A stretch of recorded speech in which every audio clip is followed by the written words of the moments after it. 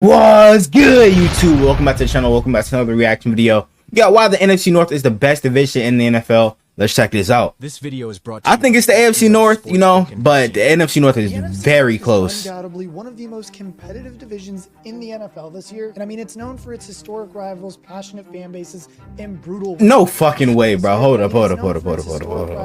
No way. What the fuck? Packers fan flipping off Almond Rod, then he blew him a kiss. Bro, this nigga Almond Rod St. Brown is hilarious. But what if I told you that every single team in this division has a legitimate shot at taking the crown this season? And in today's video, I think besides the Vikings, the Packers, Bears, Vikings, and Lions each have a shot at winning the NFC North, along with making the playoffs and quite possibly making. Like, I'm not saying like the Vikings are not a good team. You know, I just think that the Lions, the Packers, and the Bears have way better rosters than the Vikings have, because like outside of Justin Jefferson, Jordan Addison, Aaron Jones, and TJ Hawkinson, who's really, you know what I'm saying, top tier on that team, bro? Overall, who else? Nobody, bro. Like, I mean, I know they brought in Gilmore, but Gilmore struggled a little bit last year in Dallas. They drafted Dallas Turner, who's been really good in preseason so far. They brought in Jonathan Grenard, but other than that, who do you really have? Harrison Smith is getting older. But I think he was in the NFL top 100 this year, I believe.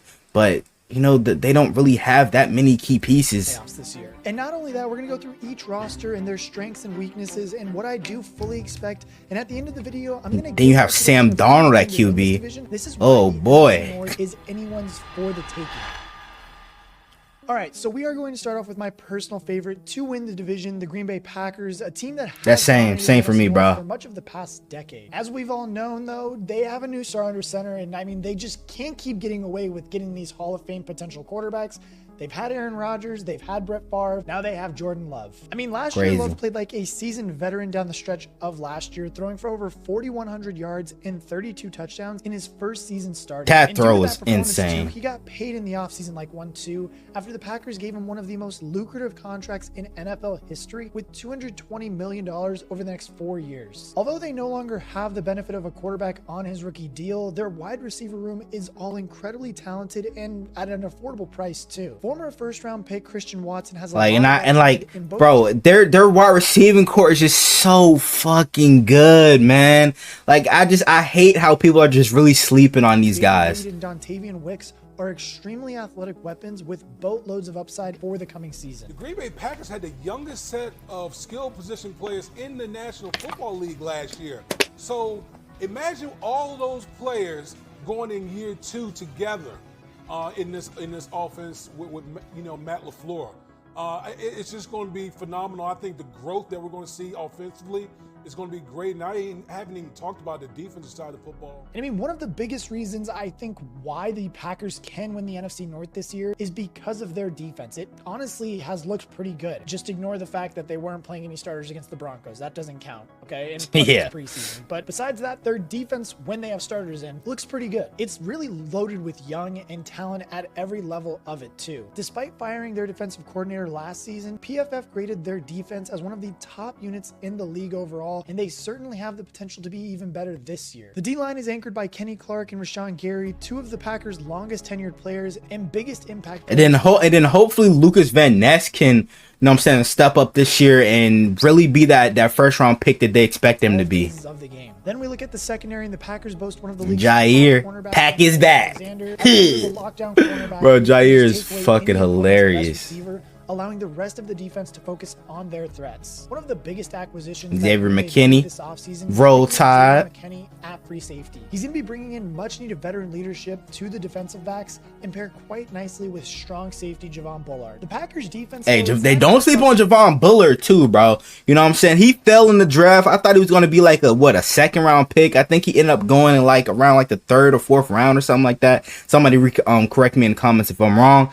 But Javon Bullard is a fucking dog. Along with that, you know what I'm saying, that Georgia defense that was in college, bro. Yeah, Do not sleep on this nigga, for real. The talent they have there. And then all along with Edgerrin Cooper as well out of Texas A&M. Coordinator Jeff Hafley, they got some studs, man. A system that emphasizes a base 4-3 defense in order to benefit from their performance in the run game and take advantage of their strong personnel groups on the defensive line. And like, I mean, straight up, honestly, if this Packers defense can stay healthy and they can play well like they were last year, then even if the offense is going to have a bad day and not really put up as many points as they should be putting up, the defense can be the backbone of this team and carry them to a win. Like, it's not very often that we see a Packers team that has great defense. I mean, normally they really struggle against the run, and this year they might be the exact opposite of that. Another addition the Packers, yeah, imagine if Aaron Rodgers had a good defense, bro, when they were like going 13-3. Aaron Jones, who departed in free agency. Jacobs brings everything Jones does, but packs a little bit more of a punch. His versatility as both a ball carrier and a pass catcher is what makes him so special and why he can be a high volume engine that keeps this Packers offense on track. He had a slightly down year last year, but is poised for a big bounce back in 2024. I mean, you see what team he was on last year? To the run, Jacobs will be heavily featured in the game plan. I mean, if they can have success on the ground, that's going to take pressure off of Jordan Love, allowing him to manage the game and make plays when needed. All in all, though, if the Packers can control the clock and dominate the time of possession, they'll be a tough team to beat in the NFC North, especially when the weather gets colder in December and January. And as much as it pains me to say this, if you're a Packers fan, you got to feel good about what they're doing, which is why I'm going to give them a ceiling of like 13 wins and a floor of 10. Like, I'm sorry to the rest of the division and honestly the NFL, because everybody knows that they just have not been gifted, or I guess not cursed, with a bad quarterback. They've just always had a good quarterback. So I think this is still Green Bay's division. Now, moving on to the next team, though, they're probably the favorite to win the division is the Detroit Lions, and for good reason too. Dan Campbell single-handedly almost turned the Lions from a laughingstock of the league to one of the NFC's biggest contenders in a few short seasons, and the Lions are bro. Despite that, like a couple seasons ago, they were just 1-10-1.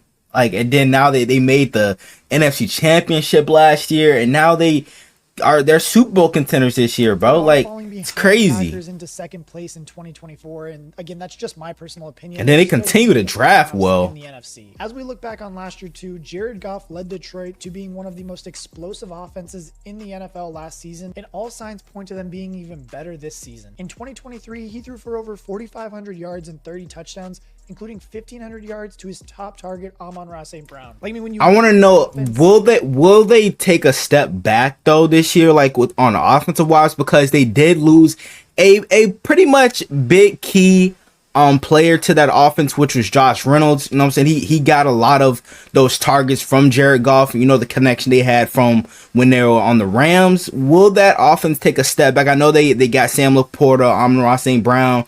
Hopefully Jameson Williams breaks out this season. But I wonder, will that offense take a step back? It's just built around a strong offense. And you also got Jahmyr Gibbs and David Montgomery. Of its head coach, excelling in and then probably the best offensive line in the NFL. In and of himself is not a top 10 quarterback. In this situation, wait, what'd he say? Jared Goff in and of himself is not a top 10 quarterback. Okay, bro, I want whatever he's smoking. Where he will be protected. I want whatever he's smoking, bro. Indoors, he is a top 10 quarterback. You add to that Jahmyr Gibbs and David Montgomery out of the backfield. I know Gibbs got dinged up, I think, today or yesterday. Amon-Ra St. Brown is a great receiver. Jameson Williams has great talent. He finally showed some flashes of that in the playoffs last year. You upgraded the defense, adding Marcus Davenport and Terrion Arnold in the first round of the draft. Don't forget Enoch Rakestraw, too, in one of the later rounds. This roster right now. This unit's led by a Pro Bowl center in Frank Ragnow and tackle Penei Sewell, and gives Goff the time he needs to make plays and open up lanes for one of the most potent rushing attacks in the league. Like, I mean, look, the combination of Jahmyr Gibbs and David Montgomery, it's been proven it's tough to stop. And as much as fantasy managers, hey, the Lions showed why they drafted them in the first round, man. I think the 1-2 punch is one of the main reasons they've been so effective. Like, I mean, when you look at each back in their own, they each possess entirely different skill sets among them, with Gibbs being shiftier and faster and Montgomery just being a better power runner. When you alternate between and a better pass blocker too, one stays fresh throughout the course of every game and makes the effectiveness per carry much higher than a league average running back duo. And now let's not forget the other rookie sensation that they had last year in Sam Laporta. Like, I mean, in recent memory, this dude is already a top 5 tight end. The NFL crazy. And for a position that notably is slow to get up to speed in the NFL, Laporta was truly incredible. Yeah, that tight end class last year was crazy, especially in the NFC North. I do believe that this Lions team is a little bit weaker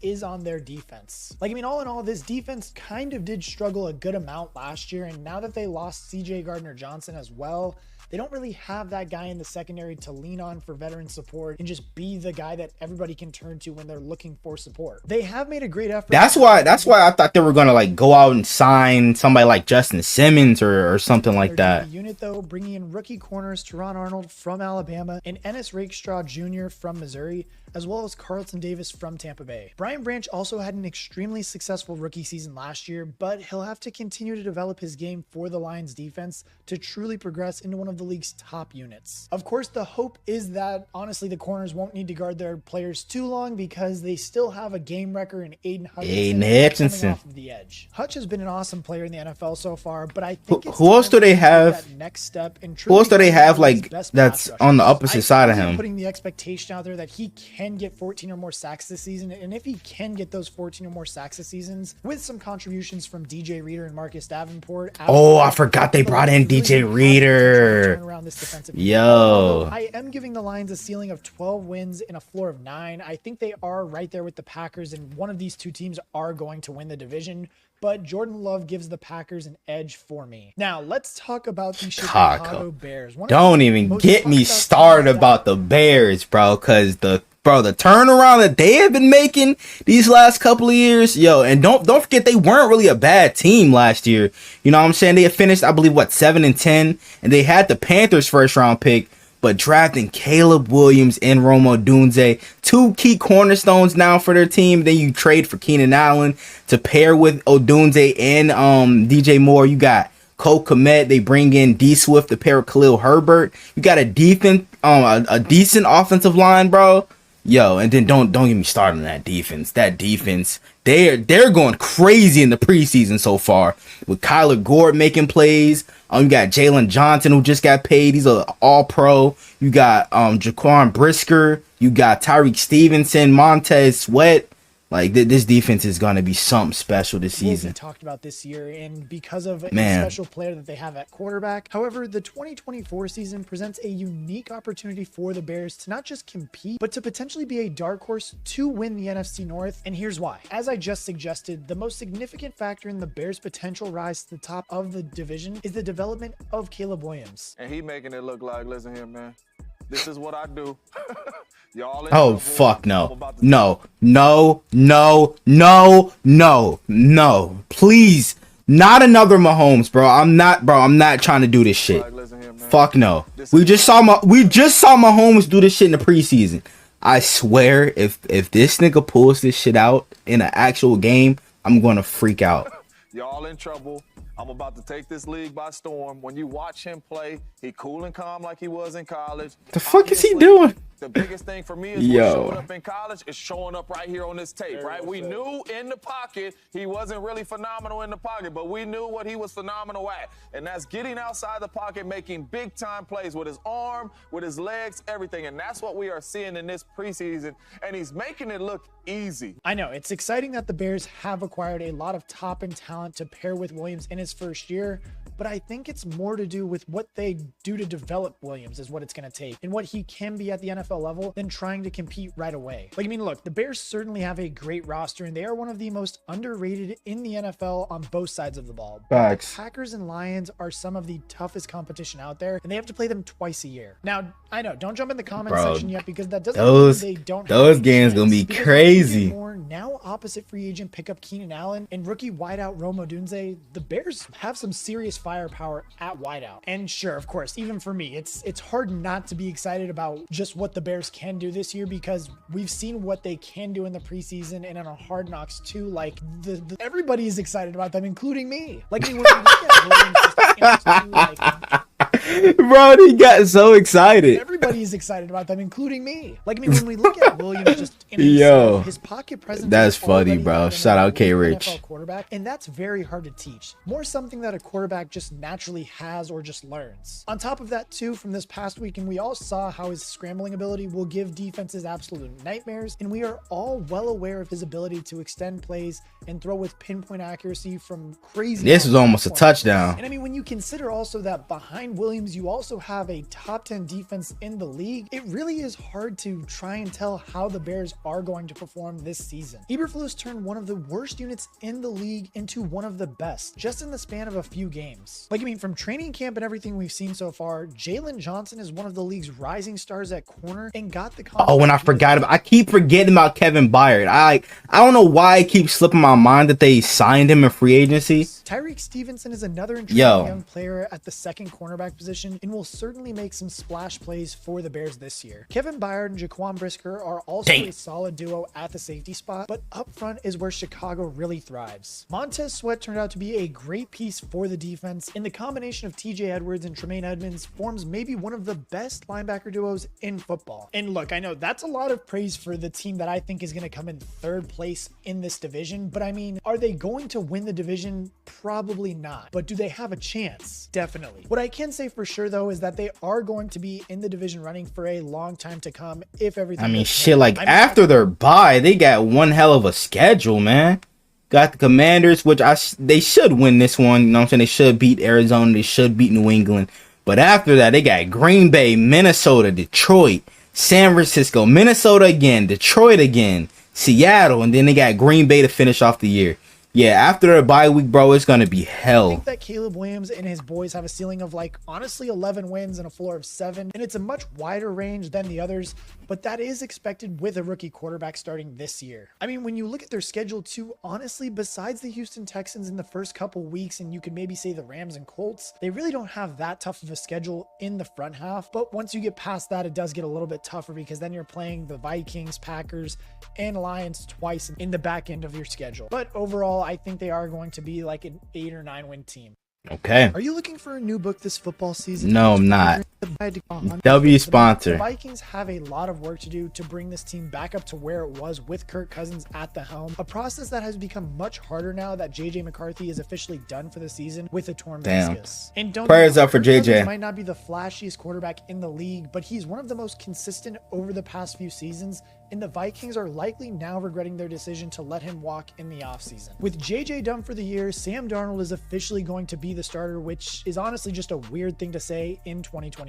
And look, I know it's all not. I thought we were done with Sam Darnold being a starter when he was, you know what I'm saying, in Carolina, but we cannot escape this man, Sam Darnold. Okay, still do like yo, man wants to be Andy Dalton so bad. Maybe the dude can like resurrect his career with the weapons he does have around him, and Justin Jefferson and Aaron Jones at the running back position. Like there still is a chance that they somehow could make the playoffs out of this division. But I think arguably if they want to have like any remote success this season, it's gonna have to come on the back of Justin Jefferson, who's arguably he's not him and Addison, man, the best wide receiver in the NFL. Like I mean, look, Jefferson. And then who's that, bro? Tristan Jackson, he's been balling out in the playoffs too. The other receiver, bro. I hope he makes the roster because he'll be a nice number 3 behind Addison and Jefferson. Since entering the league, breaking records and making highlight reel plays on a weekly basis. Like I mean, he did have a little bit of a down year this past year, missing 7 games, but I mean, the dude was still able to cross 1,000 yards and grab a handful of. That just tells you how elite he is, man. Like 10 games that he played. Hopefully the injuries shouldn't be too much of a concern this year. He's still just turned 25 years old and is back in training camp with no issues. I mean, his route running, his hands, and ability to make contested catches demands extra attention from defenders, which is going to open up opportunities for the rest of the offense. Yeah, and I feel like that's an underrated aspect of his game is him being able to catch the rock, man. I feel like people talk about how good he is after the catch in his route running, but bro, can he catch that football? Spot 4 years. Especially like the contested catches. We saw a lot of that last year. Brian Flores as the defensive coordinator last season really turned things around.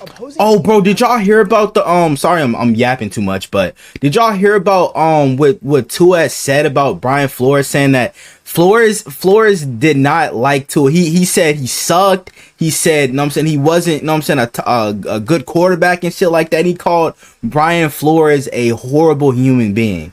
Bro, I want to know what y'all think about that. Points per game against the Vikings. Like, bro, Brian Flores is just so foul for that. Former head coach with the Miami Dolphins. Like, yo, what kind of a head coach does that shit? Coach who emphasizes physicality, discipline, and playmaking on defense. Under his guidance, the Vikings are expected to play a more attacking style of defense, which should lead to more sacks, turnovers, and just negative plays for opposing offenses. All in all, though, there definitely are some glaring holes in this defense still, which is why I did rank them last. I mean, even even when you look at the defense, they still have a big hole at the corner spot. Stephon Gilmore did just sign with the team, so they did try to kind of address that problem. Didn't they trade Andrew But Booth now, too? I mean, that's still an aging Damn. quarterback who's not the same player he was when. And then RIP Kyrie Jackson as well, man. You know what I'm saying? Was rookie out of Oregon. Died in a car crash, I believe, bro. Prayers up to him. But like outside of Gilmore, who the hell do they really have, bro? Like they've lost like another corner to torn ACL or something. Like, yo, the Vikings have been going through it. Gonna do at the cornerback spot. Regardless of all of that, though, it just feels like a whole year is gonna be wasted. There's Tristan Jackson, number 8. Find a long-term solution at quarterback after all the years of franchise tagging Kirk. Now we have to wait another full season before we even can see any regular season action out of JJ McCarthy. But that might be better for him, bro. And I said this about Anthony Richardson last year, bro. You know what I'm saying? Him getting injured was probably the best for his career. Maybe this is the same case for JJ McCarthy. Who knows? So they don't have to force and rush him out there to play, you know, especially if they're doing bad. Like, he give him time to learn behind Sam Darnold, which, you know what I'm saying, it's not the best person to learn from, but he is a veteran in the NFL. But that might be the best for JJ McCarthy's career right there. I mean, I'm just saying right now. You never know. It's a competitive division where they all take games away from each other, and that could still give them a chance in a worst case scenario for other teams to go and win. But I mean, for the floor, I will go with like an underwhelming like 5 wins for this team. That's not bad. Their schedule, it does look pretty tough. I mean, in the first 5 weeks, they've got the Niners, Texans, Packers, and Jets, and then they have to go and play the Lions as well. Like, this is a pretty grueling schedule when we do look at it. So it's going to be a little bit tougher to try and get to those 9 wins, I do believe. But again, it's the NFL. You never know what could happen. But I mean, whether it's the Bears' young quarterback taking the next step, the Packers' stout defense and powerful run game, the Vikings' experienced playmakers and improved defense,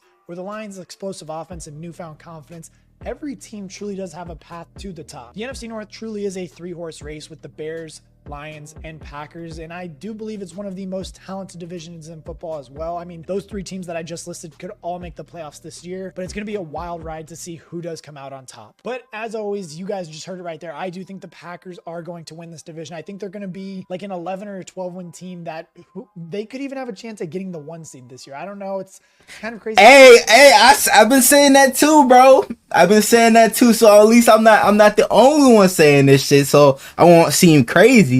Packers do have a good case for the 1 seed this year, bro. Hey, but if Jordan don't sleep on them like he did at the end of the season. I'm telling you, it could get scary for the NFL. But I want to know what you guys think. Make sure that you drop your comments below. Who is going to win the NFC North? Who is going to give me each? I got Green Bay. Each team is going to finish as I just gave you mine. Green Bay finishing at what, 13-3? I'm not 13-3, 13-4 this week or next. So if you want to be a part of that, make sure you join there. As well as we are going to be running another giveaway for September. So if you want to try and win September's giveaway, make sure you join that because we are going to be just running the giveaway in there. We got like 2 of them, I think, that we're going to try and do too. So make sure that you run it over there. And as always, if you guys have not, make sure that you guys like, comment, and subscribe. Again, share this with a Packers fan, a Vikings fan, a Bears fan, or just an NFL fan. We're all here. Football is less than 2 weeks away. We cannot wait. As always, I will catch you guys in the next one. Hey man, what do you guys think about the NFC North? Who do y'all think that's I'm saying gonna win the division? I know I got a lot of Packers fans and shit that joined the channel like the last couple weeks or so. But I want to know what you guys think down in the comments below. Hope you guys enjoy the video. Make sure you guys like, comment, subscribe to the channel if you're new. Turn on post notifications to get notified whenever I drop another banger video. We're on the road to 500 subs. Let me get it for more banger NFL reaction like this. So without further ado, I'm out. Gang!